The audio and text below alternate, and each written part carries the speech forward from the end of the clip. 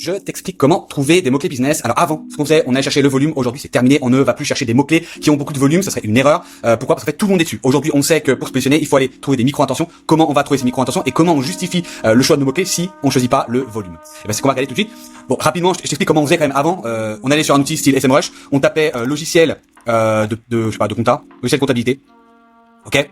Super, on avait notre mot-clé et là on se disait ouais, est-ce qu'il y a du volume ou pas? Et et on regardait également la difficulté. Donc on se disait oh là, il y a beaucoup de volume. Ah, trop bien, on va aller dessus. On regardait la difficulté, on disait on va peut-être pas aller dessus. Mais en même temps, comme il y a beaucoup de volume, on se disait bon, allez, on va quand même aller dessus. En fait, ni le volume est un bon indicateur et ni le keyword difficulté est un bon indicateur, pardon.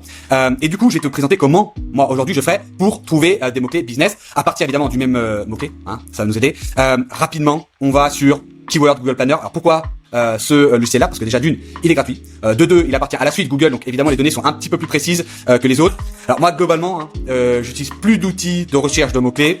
J'utilise uniquement Google Keyword Planner. Alors parfois, tu peux aller regarder si les volumes sont les bons, comparer en tout cas les volumes. Mais globalement, aujourd'hui, si on part du principe que le volume n'est plus un indicateur intéressant, plus forcément besoin d'avoir un logiciel qui va nous aider à trouver le volume des mots-clés. Et ne pas utiliser l'IA pour aller chercher les volumes, alors ça serait vraiment une erreur. Mais Google Keyword Planner suffira. Globalement, si on fait un petit comparatif, regarde, logiciel de compta 6600 et voilà, on a un peu moins ici. Lequel est bon? J'en sais rien pour être honnête, puisqu'en fait ça m'intéresse pas plus que ça, mais globalement tu peux faire un arbitrage entre les deux. T'as 6600, t'as 4000, bon tu fais la moitié, t'as à peu près 5000.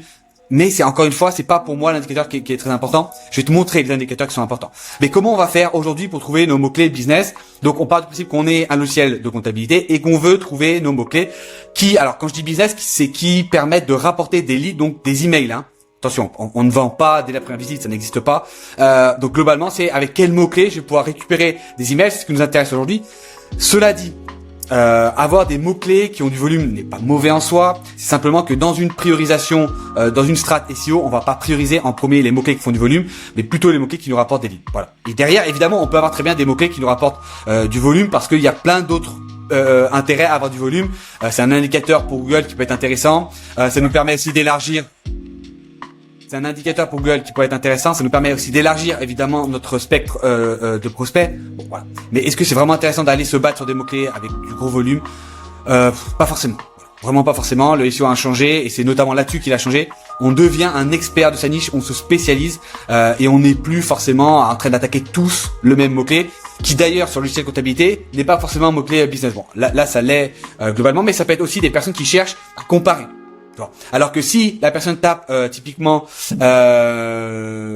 logiciel de compta gratuit, c'est plus intéressant pour toi. Pourquoi? Parce que là, tu peux lui proposer un freemium sur ton logiciel, il va globalement, tu as de grandes chances quand même qu'il mette un email. Alors que sur le logiciel de comptabilité, il va peut-être comparer tous les logiciels, il n'est pas forcément obligé il va peut-être pas forcément revenir sur ton site après qu'il ait fait son benchmark, tu vois, de tous les autres outils de comptabilité, comparant le prix, etc. Voilà.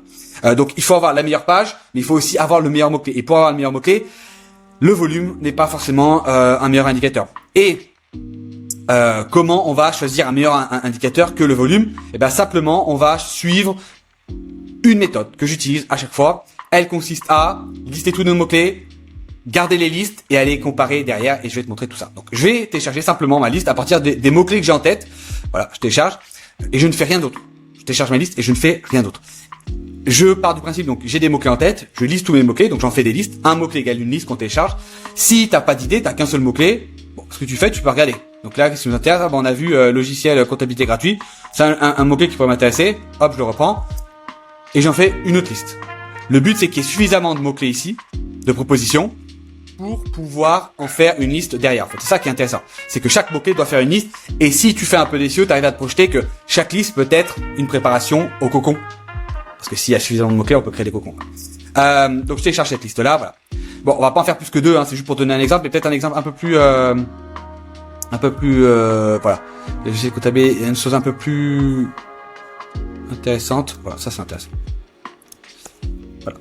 Et tu vois, on peut déjà se dégager. On arrive à avoir le logiciel de compta niveau général. On peut avoir les tools autour de logiciels compta gratuits. Et puis on peut avoir des logiciels spécialisés autour de SASU, SAS, pardon, même auto-entreprise, pourquoi pas, tu vois. Voilà. En tout cas, en préparation, on arrive déjà à s'imaginer un petit peu tous les sujets connexes et sémantique autour de notre mot-clé principal. Voilà. Donc on a téléchargé nos mots-clés, ok. On va ouvrir toutes les listes. Possiblement, on peut en faire, c'est pas possiblement, on va en faire un fichier. Donc tu me laisses 1 minute et puis on se retrouve avec le fichier. Ok, donc j'ai regroupé toutes mes listes sur mes fichiers, donc tu peux avoir autant de listes que tu veux. Tu notes tes listes au nom du mot-clé principal, évidemment. Donc là, c'était logiciel, compta, SASU. Celle-ci, c'était logiciel de comptabilité. Bon, bref, t'as compris, le logiciel de compta, ok, etc. Et lui, c'était gratuit. Voilà. Donc t'as tes listes gratuites, ok. On peut mettre des couleurs, hein, ça permet de mieux identifier nos mots-clés. Et là, maintenant, ce qu'on va faire, c'est qu'on va trier nos mots-clés. Enfin, nettoyer, surtout avant, on va d'abord nettoyer nos fichiers pour que ce soit un peu plus simple à visualiser, ok? Donc, et c'est là où on va parler justement d'indicateurs. Donc, tu t'es bien rappelé, au départ, on a dit, le volume n'est plus intéressant. Donc, s'il est plus intéressant, par quoi on le remplace? Bah, par d'autres indicateurs, et je vais t'en proposer 4. Après, à toi de voir comment tu les utilises, si tu en ajoutes, si tu en enlèves. Mais moi, pour moi, aujourd'hui, il en faut au moins 4 pour trier ces mots-clés. Et après, tu pondères. Est-ce qu'il te faut vraiment 4 indicateurs? Est-ce que 3 sur les 4 suffisent, etc. Après, à toi de voir en fonction de ton secteur. Donc là, je l'ai nettoyé. Hop, j'enlève cette colonne-là. On va garder cette colonne. Donc, c'est le volume. On le garde quand même. Parce qu'en fait, le fait d'avoir un volume, ça peut être le 5e indicateur de la liste, quoi. Ce que je veux dire par là, c'est que c'est plus l'indicateur principal. Mais c'est toujours intéressant d'avoir un volume, notamment si tu as des clients. C'est intéressant de justifier tes mots-clés également avec le fait qu'il y a du volume pour prouver qu'évidemment, il y a un intérêt d'aller sur ce mot-clé-là. Mais parfois, des mots-clés avec 0 de volume sont très intéressants. On va pas refaire la chanson, on connaît déjà la chanson, mais des mots-clés avec 0 de volume, ça peut être à la fois parce que le marché est trop jeune et donc il n'y a pas encore assez de recherche. Et donc, il est bien intéressant de se positionner à ce moment-là. Ou parce que simplement, les outils sont pas capables de traquer ces mots-clés. Parce qu'encore une fois, c'est toujours bien basé sur de la data anglaise. Donc globalement, ça, 3 mois. Donc ça, en fait, c'est l'évolution du trafic sur 3 mois. Ou l'évolution du trafic sur 1 an. Moi, je garde toujours, ce qui est intéressant, sur 1 an. Je peux garder 3 mois, voilà. Et ça, c'est un indicateur, tu vois, que j'ajoute. Ça, pour moi, l'évolution du volume sur 1 an, il est plus intéressant. Parce que si ton mot-clé fait 10 et qu'il a une évolution sur l'année de 100%, et ben peut-être que dans 3-4 ans, il sera à 200-300 de volume. On sait pas en fait. Donc c'est pour ça que c'est intéressant. La compétition, ce mot-clé-là, cette colonne-là, je la garde pas, ok. Mais je vais garder cette colonne-là. En fait, là, c'est la compétition, c'est un indice de 1 à 100. Je trouve cet indicateur plus intéressant, plus précis en tout cas. Ça c'est le top. Enfin c'est par contre, c'est le CPC le plus bas. Moi, je le garde pas. Je garde le CPC le plus haut, mais tu pourrais faire la moyenne des deux. Toi de voir ce que tu veux faire. Et je garde top CPC. Ok, donc ça c'est le coût par clic, c'est combien les autres acteurs sont prêts à payer pour se positionner dessus. Et je supprime tout le reste nous intéresse pas. Voilà, ça je supprime. Je ne sais pas pourquoi. Ah oui, parce que c'est ma tête qui me dérange. Hop, supprimer l'école. Ok, super. Ok, donc là voilà, tu fais ce que tu veux, hein. Tu mets des couleurs, tu fais ce que tu veux. Hop, on a nos. Ok, super. Voilà. Donc pour moi, ça c'est les 4 indicateurs. Et en fait, il y a un autre indicateur qui est l'intérêt business pour ton client. Donc c'est lui qui va venir valider chacun de tes mots-clés. Donc en fait, en tout, il y aurait 5 indicateurs. Il y aurait l'évolution du volume sur l'année, la compétition, le CPC, l'intérêt business et le volume. Voilà, 5 mots-clés. 5 un facteur de choix en fait, d'indicateurs. Est-ce que je choisis ce mot-clé-là ou non?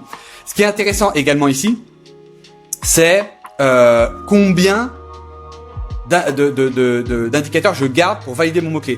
Est-ce que le fait qu'il y a un volume intéressant, une évolution intéressante, une compétition basse et un CPC élevé, est-ce qu'il me faut tout, plus un intérêt business, est-ce qu'il me faut tout les indicateurs ou les facteurs pour sélectionner ce mot-clé-là, ou alors ou 2 me suffisent pour sélectionner le mot-clé.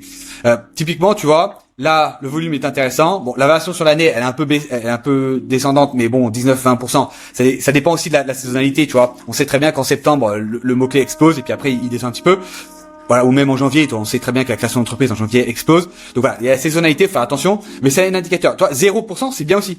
C'est-à-dire que sur toute l'année, la variation, elle est stable. Bon, encore une fois, un mot-clé à 30, c'est pas beaucoup, mais si t'es premier sur un mot-clé à 30, qui te rapporte 3-4 leads et que ton produit ou service, il est à 2000 €, bon, en fait, on prend ce mot-clé-là, évidemment. Parce qu'un mot-clé à 1900, bah, peut-être que tu positionnes, ok, le volume est plus intéressant, mais peut-être que tu te positionneras jamais sur ce mot-clé-là.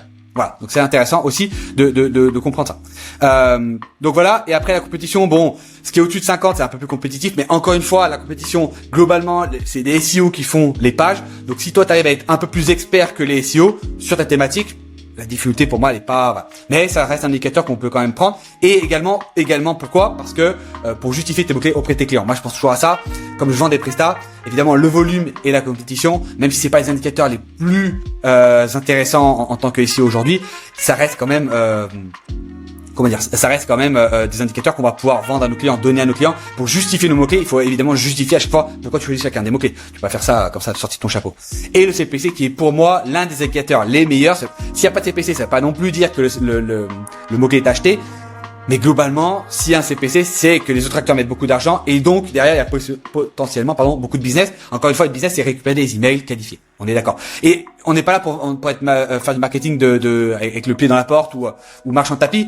En fait, le fait qu'il y ait un CPC, quand on dit qu'il y a beaucoup de business derrière, c'est-à-dire que il faut être le plus pertinent possible pour que la personne laisse son email. En fait, si la personne laisse son email, moi ça me donne un indicateur en me disant OK, mon contenu a été suffisamment expert, suffisamment intéressant, a apporté suffisamment de valeur pour qu'il puisse laisser un email. Et ça, évidemment, ça c'est intéressant parce qu'on sait qu'aujourd'hui un email ça coûte cher. Et derrière, en fait, le fait d'avoir un email ne suffit pas évidemment. Toi, il faut que tu le mettes dans ta séquence marketing. Mais en fait, le fait d'avoir un email, c'est je me dis OK, mon contenu a été bon, j'ai été intéressant. OK. Donc ma page est bonne et possiblement si je récupère des emails, je sais que Google va apprécier le fait qu'il y a de l'engagement sur la page, que ma page est bonne et je vais remonter dans les classements.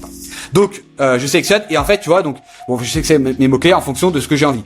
Si je vois que la variation sur le volume, l'évolution du volume sur l'année, elle est tout le temps descendante, bon bah peut-être globalement je vais peut-être mettre ce facteur derrière et je vais peut-être prendre plus au niveau du CPC ou de l'intérêt business. Voilà. Donc voilà, par exemple, toi 18, bon bah celui-là je le prends, même s'il y a une variation sur l'année qui descend, bon bah 18 de CPC, c'est qu'il y a vraiment quelque chose derrière qu'il faut aller gratter. Voilà. Si tu vois qu'il n'y a pas beaucoup de mots-clés là, t'essaies de regarder un petit peu la typologie du mot-clé. En fait, d'essayer de trouver des patterns. Là, on se rend compte qu'il y a comptabilité, SASU. Bon, on imagine bien que pour tous les autres, hein, on va les regarder ensemble, mais globalement, si on tape logiciel comptabilité SAS ou logiciel comptabilité qui sont à EURL, on imagine bien qu'il y a d'autres mots-clés. Tu vois, SAS, voilà. Et EURL. Bon, même si celui n'a pas de volume, on peut imaginer qu'il y a des gens qui sont intéressés par ça. Donc en fait, tu prends le mot-clé là, tu vas pas en faire une liste parce que tu peux pas en faire une liste, il y a que 3 mots-clés. Mais tu vas venir rajouter ces mots-clés là dans ta liste. Tu vas nourrir en fait ta liste. OK? Et tu fais ça pour chacune des listes. Et ensuite, t'as peut-être, je sais pas, 3 ou 4 mots-clés, et parmi ces 3 ou 4 mots-clés, en fait, ça va faire les mots-clés, ça va être les mots-clés que tu vas prioriser, les mots-clés que tu vas attaquer en premier, et tu vois, sur une liste, même je sais pas, il y a combien de mots-clés? Il y a 150 mots-clés, tu vas peut-être garder 3 ou 4 mots-clés, mais en fait, aujourd'hui, tout l'enjeu SEO, c'est d'aller attaquer les meilleurs mots-clés, de ta niche. C'est pas d'aller attaquer tous les mots-clés. Et autre chose, ça ne veut pas forcément dire, parce qu'on n'a pas sélectionné le mot-clé qu'il va pas falloir l'attaquer plus tard, un mot-clé informationnel, par exemple, ou avec beaucoup de volume, peut être intéressant pour notre sémantique. Voilà. Ou même pour l'utilisateur pour apporter un complément d'information. Voilà. C'est juste que dans un premier temps, on va d'abord attaquer nos mots-clés qui génèrent des leads pour, en fait, valider, notre produit ou notre service. Voilà. J'espère que cette vidéo t'a intéressé. Je te laisse t'abonner, mettre un petit commentaire, me dire ce que tu as pensé. Et puis, je te dis à très vite pour une prochaine vidéo. God bless.